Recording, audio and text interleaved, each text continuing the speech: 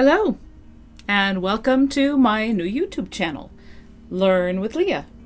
I'm Leah, and this is the very first in a series of video lessons for non-native English speakers titled Illumination English. And in this series, we are going to explore various topics, hopefully of interest to you, such as music, food, culture, science and technology, economics, current events. Any topics that you might be interested in, you can always type in the comments below, and I will try to build a lesson around them. Now, keep in mind that these lessons are supposed to be interactive. So, for instance, in part 1, we'll have a reading we'll look at together, and I'm going to ask you to read aloud with me. That might include adjusting the speed settings on your YouTube.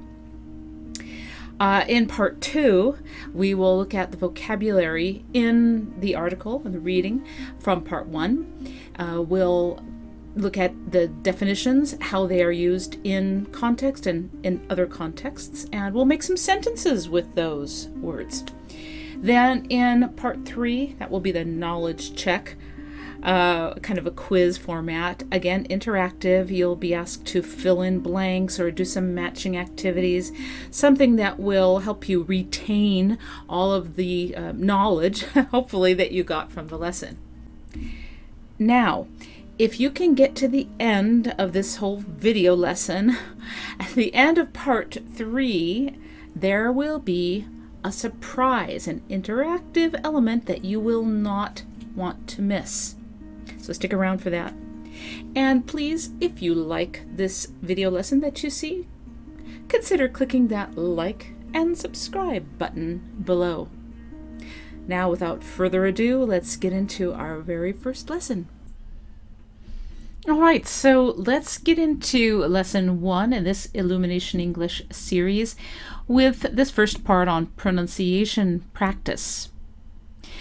We are going to look at an article now. The title of this article is called Digital Detox.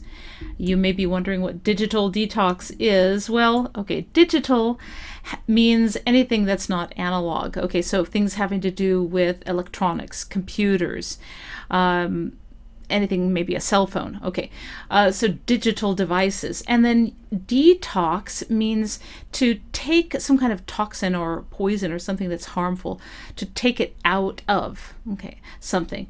All right, that's, so we're talking about kind of removing the negative side or the negative aspects of using digital devices. Okay. Since this is a pronunciation practice, we're going to be focusing on reading aloud. And you can see also in this article various vocabulary words that I've highlighted here. Those are the target expressions we're going to look at in the next part of the lesson. For right now, we're going to just concentrate on speaking clearly. Okay. And what I want you to do is, this is interactive now, keep this in mind. So I want you to just listen first as I read aloud the first time. Listen for the cadence, the rhythm of my speech. Where do I slow down or speed up or pause? Where does my voice go up or down? Which words do I stress in sentences? Listen carefully for that, because then the second time, go back in the video, the second time you're going to read out loud with me and try to follow along and speak in the style that you hear. So imitate what you hear, so you can develop the same kind of a speaking pattern or speaking style as a native speaker. That will really help your pronunciation. Now, you may have to, as you're reading aloud with me, you may have to adjust the speed on the YouTube settings, so feel free to do that. But as you go back again and reread, each time try to get closer to the normal speed, the speed that I first read the article in. Okay, so let's do this together now, beginning at the beginning. Question: how many hours a day do you spend on a smartphone, tablet, laptop, or desktop? If you're like millions of others around the world, you're probably on some kind of digital device for more than 15 hours per day. It's not surprising if you factor in usage during and after work. There is a downside, though, to spending so much time in front of a screen.